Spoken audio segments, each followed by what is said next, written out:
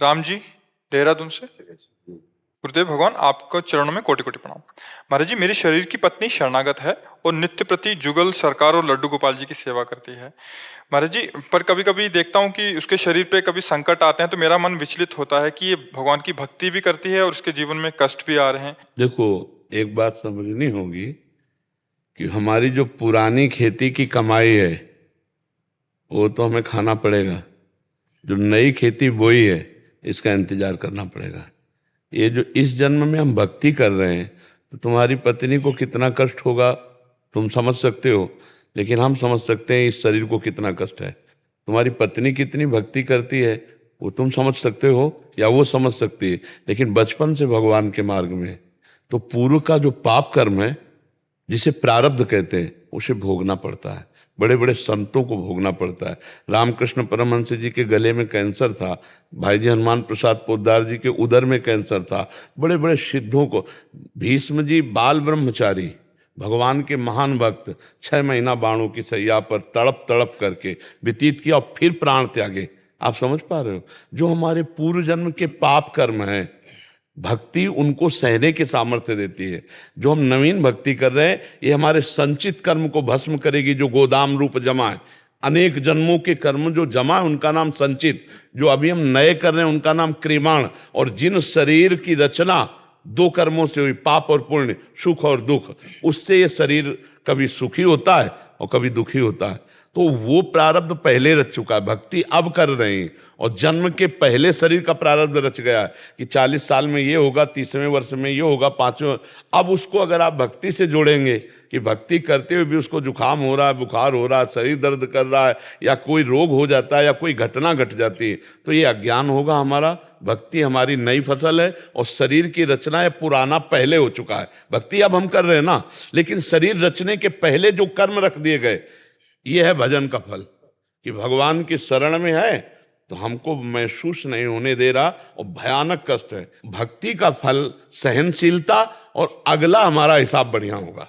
ये हमारी अभी की फसल है, पिछली फसल भोगनी पड़ेगी, इसके लिए तैयार रहना पड़ेगा। अगर भक्ति ना करो तो भी भोगनी पड़ेगी, भक्ति करोगे तो भी भोगनी पड़ेगी। तो भक्ति क्या बल देगी? भोगने की सामर्थ्य।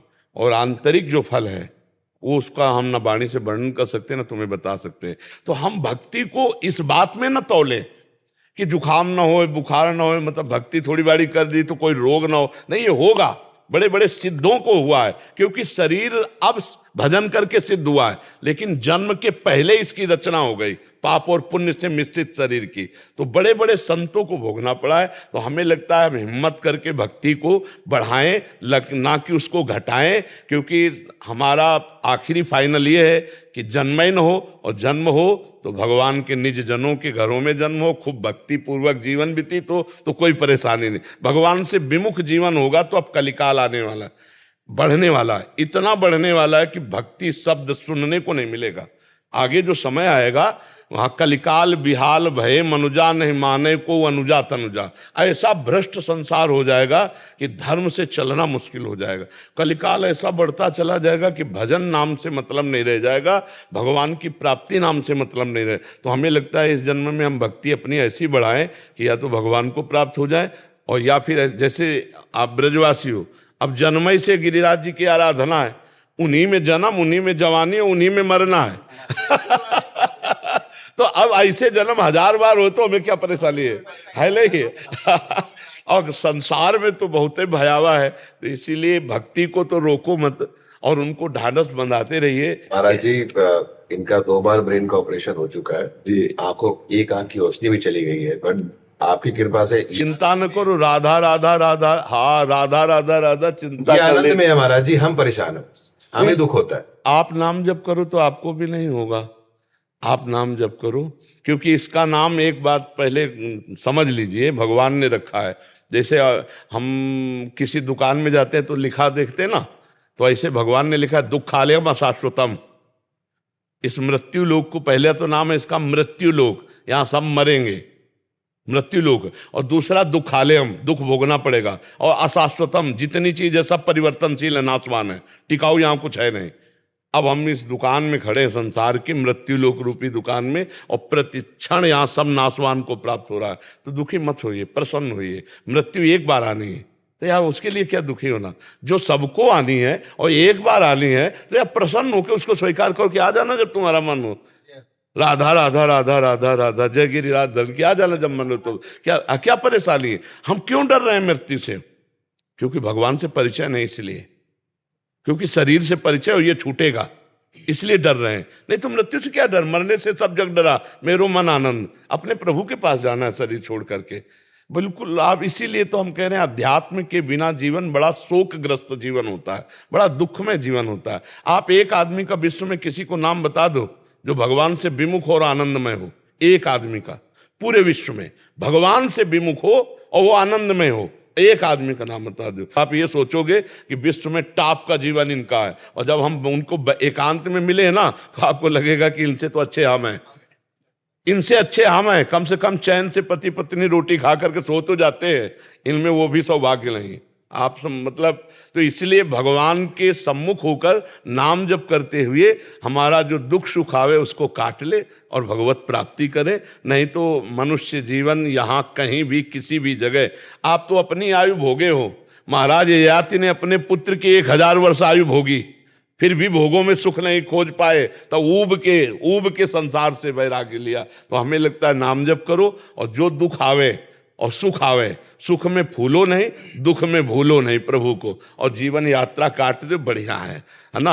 अब पत्नी नाम जप कर रही इसलिए वो आनंदित है, आप भी नाम जप करो तो आनंदित हो जाओगे। इतना समझो कि धीरे धीरे शरीर एक उस दशा की ओर जा रहा है जिसे कोई नहीं बचा सकता, उसका नाम है मृत्यु दशा। कभी भी आ सकती, कहीं भी आ सकती है। और हम अगर नाम जप कर रहे हो, शरीर छूटा तो भगवान की प्राप्ति हो जाएगी, और अगर नाम जप नहीं कर रहे और फिर शरीर छूटा तो दुर्गति हो जाएगी। पुत्र के बहाने नारायण बुलाया तो भगवत प्राप्ति हो गई, हम जान के नारायण बोलेंगे तो हमें भगवत प्राप्ति नहीं होगी। हाँ, इसलिए नाम जप करते रहो, जीवन का सार नाम जप। दुख सुख तो राम जी को भी भोगने पड़े और श्याम जी को भी भोगने पड़े। देखो श्याम जी हमारे प्रकट हो रहे कंस के कारागार में, हथकड़ी बेड़ियों से जकड़े हैं माता पिता। जहां भगवान आ रहे हैं वहां देख लो भीषण राक्षसी स्वभाव वालों का पहरा है, बड़ा मतलब कठोर व्यवहार हो रहा है, हथकड़ी बेड़ियां जकड़ी हुई, और आ कौन रहा है? समस्त बंधनों से मुक्त करने वाला परमात्मा। आप विचार, नवजात ऐसे प्रभु को विवश होकर प्राण मानो त्याग रहे हो, जाकर के गोकुल में पहुंचाना होता है। अपने ऐसे लाडले को कौन त्यागेगी मैया, लेकिन रक्षा के लिए ऐसा होता है कि नहीं होता। और विचार करो, पूरे जीवन चरित्र को पढ़ के देखो तो आपको लगेगा कि नहीं, समस्या तो भगवान के भी जीवन में रही। राम जी को सुबह राज्याभिषेक होना है और शाम के 14 वर्ष का वनवास हो जाता है नंगे पैर। सोचो, जो महलों में जहां पुष्पों के पावड़े डालकर जिनके चरण के नीचे चलाया जाए, वो प्रभु नंगे पैर 14 वर्ष कंटकाकीर्ण वन में भ्रमण करना, और वहां भी चैन रहा क्या? कितने राक्षसों का वध, सिया जी का हरण, और कैसी समस्याएं। तो सोचो, इस मनुष्य लोक में जब परमात्मा आता है तो समस्याओं का, संघर्ष का वो करता है नहीं। तो हमको भी संघर्ष और समस्याओं से लड़ना पड़ेगा, हमें उबना नहीं। सोचो, पिताजी पधार रहे हैं, माताजी विधवा हो रही, वैधव्य को प्राप्त हो रहे, सिया जी का अपहरण हो रहा है, कितने बड़े बड़े कष्ट भगवान को पग पग पर देख लो। तो हम मनुष्य हैं यार, उन्हीं की आराधना तो कर रहे हैं। हर समस्या से लड़ेंगे और आपका नाम स्मरण करेंगे, और हर दुख में आपकी जय बोलेंगे। ये नहीं कि रबड़ी रसगुल्ला खा रहे हैं तो जय नहीं, हम भूखे भी होंगे तो आपकी जय बोलेंगे, सुख है तो आपकी जय बोलेंगे, दुख है तो आपकी जय बोलेंगे। आपके सिवा, जैसे आपने कहा कि अन्य कोई नहीं, आपके सिवा और अब कहीं, तो हाँ, तो दुख में सुख में, लाभ में हानि में, स्वस्थता में अस्वस्थता में हमारी भक्ति बाधित ना हो तो इसी जन्म में भगवत प्राप्ति हो जाएगी। नहीं तो फिर माया का तो बहुत विचित्र रूप है, पता नहीं क्या बनना पड़े। इस बार मनुष्य बने, फिर पता नहीं सुअर कुत्ता गधा क्या बनावे भगवान। इसलिए हम नाम जप कर ले और इस जन्म में ऐसा भजन कर ले कि या तो आगे जन्म ना हो, और जन्म हो तो फिर किसी भक्त के यहाँ हो, जहाँ जन्म से हम भगवान की आराधना करें, भगवान की जूठन पा कर के। जब जैसे आप लोग हो, जूठन से ही पैदा हुए। मान लो आपके पिताजी रहे, गिरिराज जी की सेवा करके गिरिराज जी की जूठल पाते रहे, उससे आप आए और पैदा होते ही जूठल मिलती रही, और जब तक पधारोगे ले इन्हीं की जूठल पाली है। तो ये जीवन क्या है? ये तो भागवतिक जीवन है, भगवत स्वरूप जीवन है। गिरिराज धरण की बाबा, या दास एक कृपा भई सो गिरिराज जी की और आपको आशीर्वाद। सो या दास ने एक पद को कियो, इतनी तो हमारी वो ना है, पर गिरिराज जी की एक कृपा भई है और आपको आशीर्वाद है। जो ब्रज 84 कोष के निकट श्री गिरिराज बाबा विराजमान है और ब्रज 84 कोष के मुकुटमणि हैं, वो हमारे श्री गिरिराज बाबा हैं। वो ही प्रेरणा भई है और आपको आशीर्वाद मिले, तो यही एक पद को गायन करें। बीरज को मुकुटमणि गिरिराज, बीरज को मुकुटमणि गिरिराज, बीरज को मुकुटमणि गिरिराज, बीरज को मुकुटमणि गिरिराज। निज जन की सुध लेत सदाहि, रसिक राय सिरताज,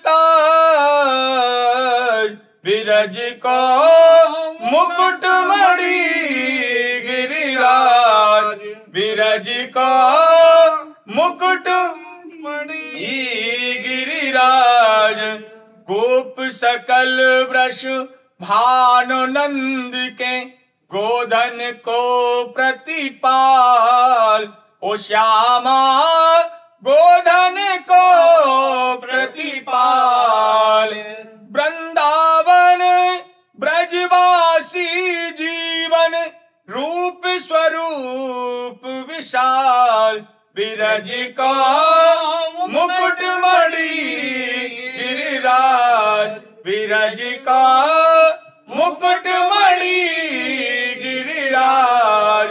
देवन देव कृपा रस सागर, पूजत है ब्रजराज, हो श्यामा पूजत है ब्रजराज, हो श्यामा पूजत है ब्रजराज। युगल दास गिरिराज दरन सो। बाबा, या गिरिराज जी के अलावा हमारा और कछु ना है, और कोई ना है। युगल दास प्रभु गिरिराज दरन सो, अनतन दूजो काज हमारो गोवर्धन गिरिराज, ओ श्यामा गोवर्धन गिरिराज। बोल गिरिराज धरण। बाबा अब तो वो चल लो, सुनो के ब्रजवासीन की अखियन को तारो और प्रेमानंद बाबा हमारा। हमें कोई डर ना है, सुन लो। हाँ, हम तो जैसो हमारा गिरिराज जी थे, हम कहने सुन ले। अब तू तेरी व्यवस्था तू जाने, अब तो भाई हमारे बाबा की व्यवस्था और चल रही है। और ब्रजवासीन को तो बाबा हम ब्रजवासियों की चरण रज और उनकी जूठन से ही हैं।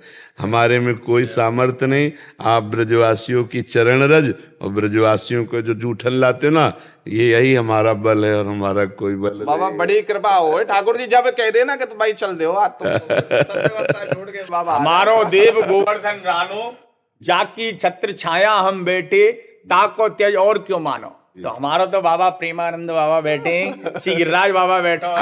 आप ब्रजवासियों का ये जो अपनापन है कि मेरो बाबा, भाई यही हमारा जीवन है। हमको जीवन में क्या मिला? हमारे ब्रजवासी कहते हैं मेरो बाबा जी, भाई यही मिला हमको। हमारे बाबा जी सोच का भैया, जब देखो बाकी वीडियो सी आती रहे भैया, ऐसा लगे वो तो बाबा अलग सो ही लगे बाबा जी। मम्मी वो बाबा जी बड़ो चित्त चोर सो है। ये मम्मी थे सबन को चित्त चुराए रखो है। नहीं, इसमें क्या हुआ कि हमारी जो लाडली जो है, त्रिभुवन मोहन, मुनिमन मोहन, विश्वमन मोहन, सुमन मन मोहन, लालजू को मोहित करने वाली हैं। हाँ, जाके अधीन सदाई सांवरो, या ब्रज को सिरताज हमारे माई, और हम उनके चरणों के गुलामी में हैं। तो अगर जो आकर्षण है तो हमारी लाडली जू का है, हमारे लाल जू का है, वो मोहन है, वो किसी से मोहित नहीं होते, सबको मोहित कर लेते हैं, पर ऐसे मोहन को मोहिनी जू ने अपने अधीन कर रखे हो।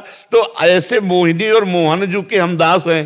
तो जो कुछ है वो आप ब्रजवासियों की जूठन, ब्रजवासियों की चरण रज, जब उद्धव आदि ज्ञानी ब्रजगोपियों की चरण रज की याचना करते हैं, वो हम कौन चीज है, तो ब्रजवासियों की बस ये हमको धन मिला, जो ब्रजवासी जन कहते हैं मेरो बाबा, ए बाबा, अभी अभी कल नंदगांव के आए थे, ए बाबा मैं और कछु न जानू, बस हम जब कहते, कोई कहता है बाबा प्रेमानंद, कहते मेरो बाबा ना, तो हम आनंदित होते हैं सुन के कि ब्रजवासी जन कह रहे मेरो बाबा जी। बस ये बड़ी बात है, हमें जो मिला वो ये धन मिला ब्रज में कि ब्रजवासी जन कहते हैं मेरो बाबा जी। बस नहीं, हमारी क्या सामर्थ्य, सोचो ये ब्रज है जहां शिव सनकादिक ब्रह्मादिक की सामर्थ्य नहीं, इंद्रादि यहाँ कप कपाए गए, वह हमारी कोई सामर्थ्य है? वहां ब्रज रज और ब्रजवासियों का जूठन, ये चमत्कार है। इसको जो जान गया वो सब महान हो जाएगा। ब्रजरज, ब्रजवासियों की चरण धूल, और ब्रजवासियों की जूठन, इन दो में सामर्थ्य है। जितने सिद्ध संत हुए हमारे ब्रज में, ये दो ही से हुए, ब्रजरज और ब्रजवासियों की जूठन। कि कोई पागल है धन दौलत का, कोई पागल बेटे नारी का, और सच्चा तो पागल वही है जो पागल मेरे बाके बिहारी का। बाके बिहारी को तो हृदय में है, पर बाबा अब तो तुम दिखे, सब कृपा है गिरिराज जी। बाबा एक सूरदास बाबा ने चंद्र सरोवर पे एक पद गायन कियो, जो कि वहां बाबा संकेत कर रहे हैं यहाँ पे कि जाके पास कोई धन नहीं होवे, जाके पास कोई भी धन नहीं होवे, तो बाकी पास मेरे ठाकुर जी के नाम को धन है।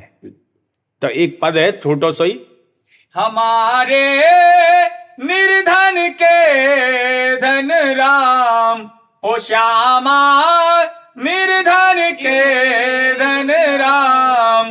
बाबा ये नाम ऐसो है, जाको चोरी न लेत घटत नहीं कबहू, आवत गाड़े काम, हो श्यामा आवत गाड़े काम। हमारे निर्धन के बलराम, हो श्यामा निर्धन के धन राम।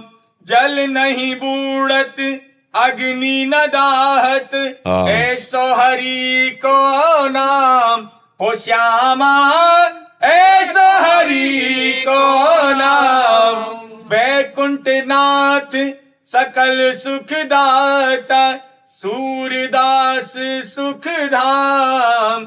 हमारे निर्धन के धन राम, हो श्यामा निर्धन के धन राम।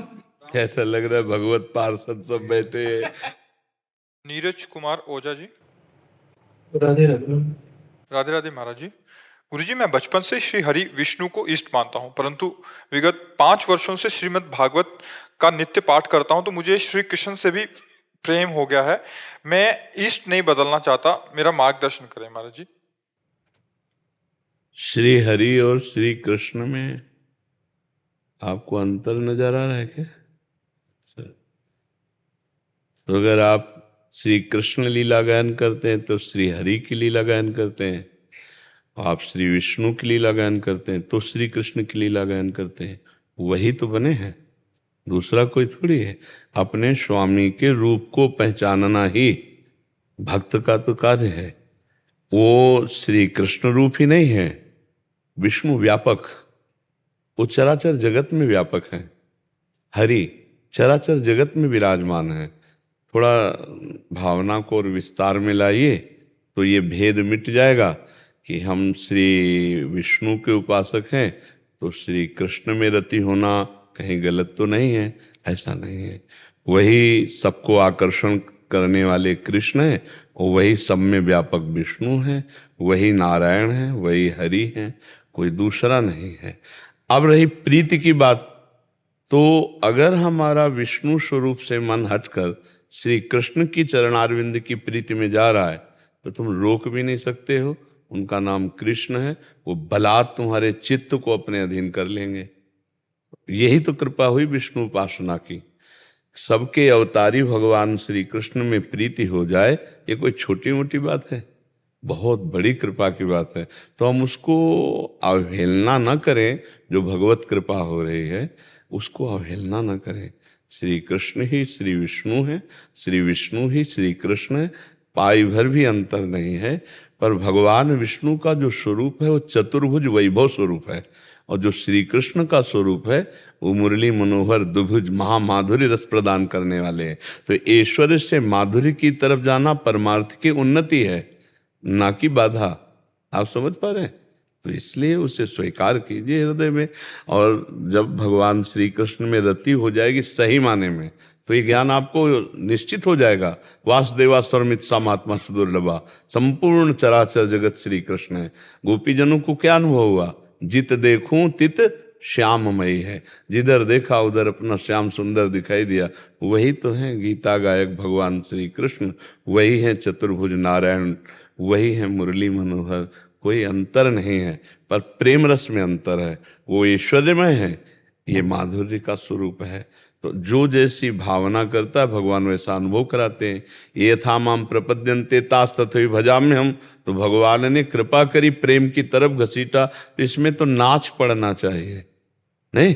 भगवान श्री कृष्ण बड़े कृपालु हैं, वो अपने प्रेम मार्ग में जब जीव को घसीटना चाहते हैं तो अपनी तरफ आकर्षित करते हैं, और जो वैभव में प्रतिष्ठित करना चाहते हैं तो अपने भगवान के रूप है, नारायण रूप है, विष्णु रूप है। ये चतुर्भुज भगवान का वैभव स्वरूप है, द्वारिकाधीश स्वरूप, ये वैभव स्वरूप। ये जो द्विभुज मुरली मनोहर कृष्णचंद्र जो है, ये बहुत प्रेम रूप है, महाप्रेम। इसमें वैभव मिश्रित ही नहीं है। अब हम इसको स्वीकार करो तो आगे बढ़ोगे, और जब श्री कृष्ण प्रीति बढ़ेगी तो हो सकता है राधा चरणारविंद में प्रीति भेज दे, हो सकता है राधा नाम में प्रीति भेज दे, और आपको लगेगा कहाँ विष्णु और कहाँ फिर श्री कृष्ण और कहाँ फिर राधा। अपने को ऐसे कर लो तो आप ठीक ठिकाने पे पहुंच जाओगे। अगर प्रभु आपको अपना प्रेमी बनाना चाहते हैं तो प्रेम मार्ग दे देंगे, और ऐश्वर्य में भक्त बनाना चाहते हैं तो वैसी निष्ठा दे देंगे। ऐसे हो जाओ, कुछ पकड़ो मत, ऐसे हो जाओ। हे नाथ मैं आपकी शरण में हूँ, जहाँ जैसे तो जोई जोई प्यारो करे सोई मोहि भावे, ये भाव आ जाएगा, बस आनंद आ गया। कोई दो नहीं है, जब तक दो है तब तक अज्ञान है।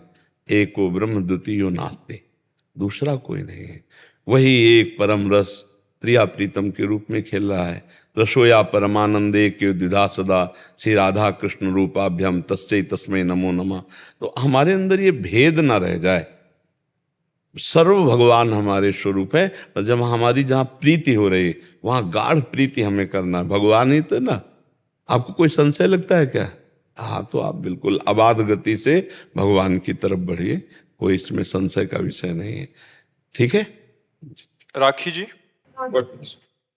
गुरुदेव आपके चरणों में कोटि कोटि प्रणाम। प्रभु, मैं पहले संतों की वाणी पे विश्वास नहीं करती थी, लेकिन प्रभु जिस दिन से आपके वचनों को सुना उस दिन से सभी संतों में श्रद्धा होने लगी, और इस दासी ने आपको उस दिन से अपने मन भाव से अपना गुरु मान लिया। लेकिन प्रभु, कभी महादेव जी की नाम जप करने लगती हूँ तो कभी राधा रानी का। प्रभु, एक नाम में कैसे अपने चलो, ऐसे चलो। पहले संसार का चिंतन छूटे, प्रभु के किसी भी नाम रूप का भजन करो। हमारी पहली सीढ़ी यही होती है। हम सब जब शुरुआत किए थे तो हनुमान चालीसा, शिव चालीसा, दुर्गा चालीसा, ये बहुत देर सारे, फिर धीरे धीरे धीरे धीरे धीरे धीरे समिटते समिटते प्रेम गली अति साकरी तामे दो न समाये, फिर आकर अनन्य सी प्रिया प्रीतम के चरणारविंद। प्रारंभ की भक्ति ऐसी ही होती है। आप इसको मन को पहले, अगर महादेव जप रहा है तो जपने दो, राम जप रहा है तो जपने दो, श्याम जप रहा है जपने दो। संसार से हटा के प्रभु में तो लगा। वो भगवान एक ही है, उनके नाम रूप बहुत हैं। अगर ये भगवान के विविध नामों को जपता तो जपने दो। धीरे से पहले अंतःकरण तो पवित्र होने दो, और जहाँ पवित्र होगा तो अपने आप छलांग लगेगी अनन्य निष्ठा की। अनन्य हो गया ताके भाग्य का कहना, रसना कटो जो अन रटो निरख अन फुटो नैन। ये अनन्यता तो सिद्ध पुरुषों में आती है। अभी तो बच्चे हो, परमार्थ के मार्ग में ककारा भी नहीं आता, अभी शुरुआत है। तो ये राम जपे राम जपने दो, श्याम जपे श्याम जपने दो, शिव जपे शिव जपने दो। अभी प्रारंभ की भक्ति ऐसी ही होती है। और भाव ये है, अगर संतों के प्रति भाव बना है तो हमारी एक प्रार्थना है कि संतों के वचनों से संबंध रखना। बस अगर हमारी बात को आप पकड़ पाए, किसका प्रश्न है? हाँ, संतों के वचनों से संबंध रखना, प्रगट में शरीर की दूरी बना के रखना, आपका निर्वाह बहुत बढ़िया भाव का हो जाएगा। नहीं तो आप जैसे बोली कि आपके वचनों के अनुसार मुझे सब संतों में श्रद्धा हो रही है, यदि आप कहीं संग दोष में, तो आपको हमारे वचनों में भी अश्रद्धा हो जाएगी, क्योंकि हमारे वचनों से संतों में श्रद्धा हुई और कहीं अगर धोखा हुआ तो आपको वो उलट करके पूरा इधर आ जाएगा कि क्या ऐसे। तो हमारी प्रार्थना है किसी सबके लिए कि आप लोग केवल वचनों को प्रमाण मान करके वचनों के आधार से चलिए। कभी किसी को भूख प्यास लगी हो तो भोजन दे देना, ऐसा सेवा कर देना, वो संत सेवा भगवत प्राप्ति की है। लेकिन संग जो है बहुत समझ के करने की जरूरत है। कहीं कहीं संत का वेश का दुरुपयोग भी होता है। जो संत नहीं है, जो भगवान से प्रीति नहीं करते हैं, वो भी कई कारणों से इस वेश को धारण कर लेते हैं। अर्थ की प्राप्ति, सम्मान की प्राप्ति, नाना प्रकार, तो वहां धोखा होने की संभावना है। फिर आप कहेंगे कि संत ऐसे भी होते हैं क्या? नहीं, संत तो नहीं होते, पर संत का नाटक करने वाले कैसे पहचाने जा सकते हैं। इसलिए हम केवल वचन प्रमाण मानते हैं। संतों के वचन शास्त्र सम्मत होने चाहिए और शास्त्र सम्मत वचन मान के भगवत प्राप्ति में चलते हैं। हम लोगों का मन चिपकू स्वभाव का होता है। हम उसी को टोक रहे हैं कि हमको किसी व्यक्ति के व्यक्तित्व में नहीं फंसना, शास्त्र के वचनों को मानकर हमें भगवत मार्ग में चल देना है। और जहां समझ में आए शास्त्र सम्मत आचरण है, वहां हमें बैठना है। और जहां समझ में आया कि हमारी कम समझ में आ रहा है, हाथ जोड़ा और दूर हट गए। वचनों के अनुसार तो हमारी श्रद्धा चल पाएगी, नहीं तो कई तरह के लीलाएं हैं माया में। ऐसा ही नहीं कि माया अपना प्रभाव नहीं दिखाती, बहुत से माया के द्वारा भी वेश धारण किए गए हैं, जिनका उद्देश्य बिल्कुल भगवान नहीं है, जिनका उद्देश्य बिल्कुल धर्म नहीं। ऐसे भी हैं जिनका धर्म से कोई लेना देना नहीं है, केवल अपने उदर का पोषण है, केवल अपनी वासनाओं का पोषण है। कोई बहुत ही कृपा पात्र होता है जिसका लक्ष्य होता है प्रभु की प्राप्ति, प्रभु के लिए जीवन धारण करना, प्रभु के लिए प्रत्येक श्वास समर्पित करना। ऐसे संतों में कहीं धोखा नहीं हो सकता। ऊसर बरसई तृण नहीं जामा, संत हृदय जिम उपज न कामा। अगर हमारे द्वारा भगवत प्राप्ति लक्ष्य नहीं बना, भगवत भजन लक्ष्य नहीं बना, तो फिर संसार और फिर इसमें त्रुटि हो जाएगी। तो हमें सबसे प्रार्थना करते हैं कि संतों से सत्संग सुनो और दूर रहकर अपने उनके वचनों के द्वारा बताए हुए आचरणों को सुधारो, आपका परम मंगल हो जाएगा। आपको कहीं भी बहुत नजदीक पना करने की जरूरत नहीं। शरीर स्त्री स्वरूप में है, बहुत दूरी से सत्संग सुनो और अपने आचरणों को पवित्र करो, भगवान का भजन करो। ज्यादा नजदीकीपन बनाने की कहीं जरूरत नहीं, तो आपका भाव सुरक्षित रहेगा और आप आगे बढ़ जाएंगे। और अगर आप ऐसे कि अब सब संतों में हमारी श्रद्धा बढ़ रही, तो इतनी क्षमता नहीं है अभी आप में कि आप पहचान सको कि कौन सोना है और कौन पीतल है। क्योंकि जौहरी ये पहचान सकता है कि कौन सोना है कौन पीतल, कौन संत है और कौन संत का नाटक कर रहा है, ये पहचानना बहुत मुश्किल है। अगर हम कहीं नाटक में फंस गए तो हमारी पूरी श्रद्धा चौपट हो जाएगी। जब कभी किसी एक संत के प्रति जरा सा होता है तो पूरी साधुता में बट्टा लग जाता है, बोले सब ऐसे ही होते हैं। इसलिए हमको अपनी श्रद्धा बचानी, जो जन्म जन्मांतरों के बाद आज उदय हुई है, भगवान की प्राप्ति कराने वाली, ये श्रद्धा को सुरक्षित रखने के लिए संतों के वचन सुने, दूरी बनाकर भजन करें।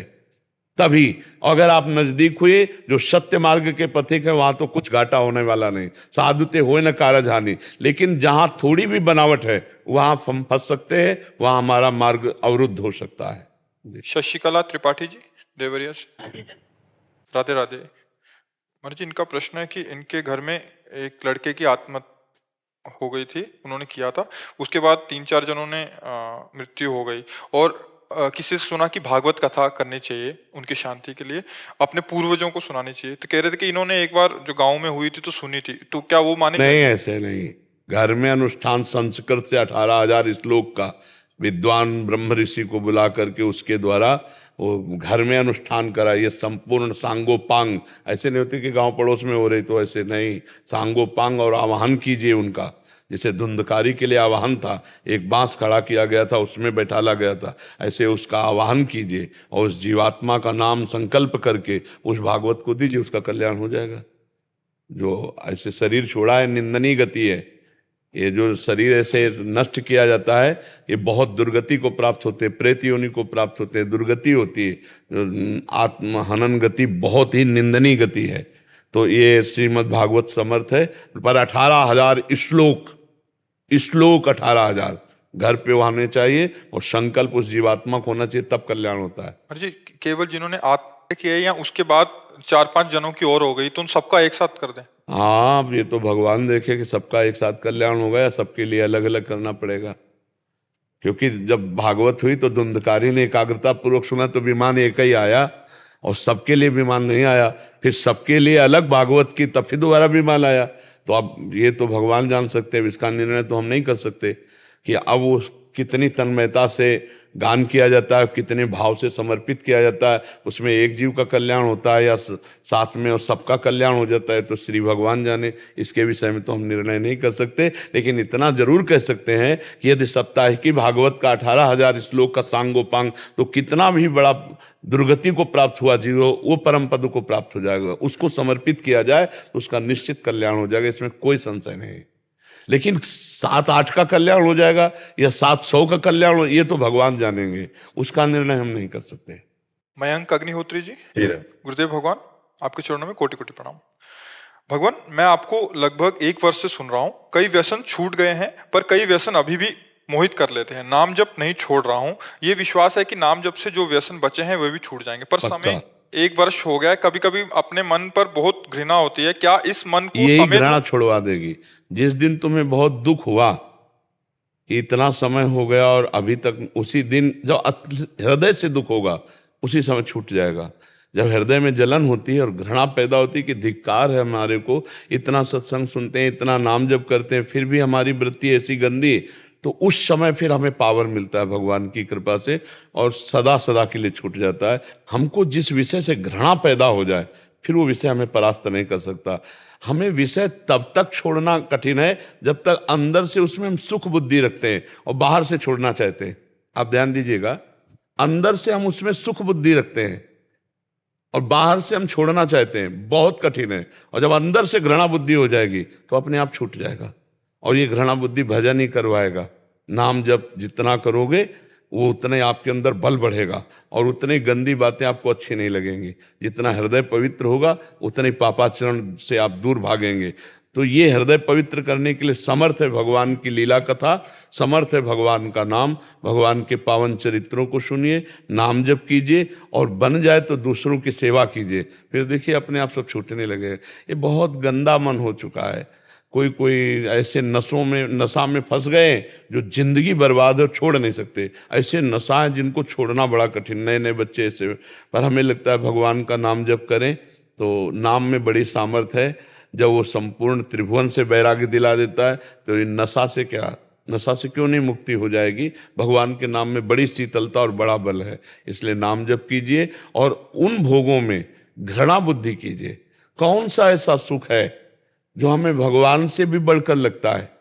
आप विचार करके देखिए, क्या व्यसन में बेशुद्ध पागल हो जाना है कोई सुख है? जैसे नशा ले लिए, लड़खड़ा रहे हैं, पागलपन, ये कोई सुख है? अरे बुद्धि को चैतन्य करके परमात्मा में स्थित कर दो, देखो कैसा सुख है।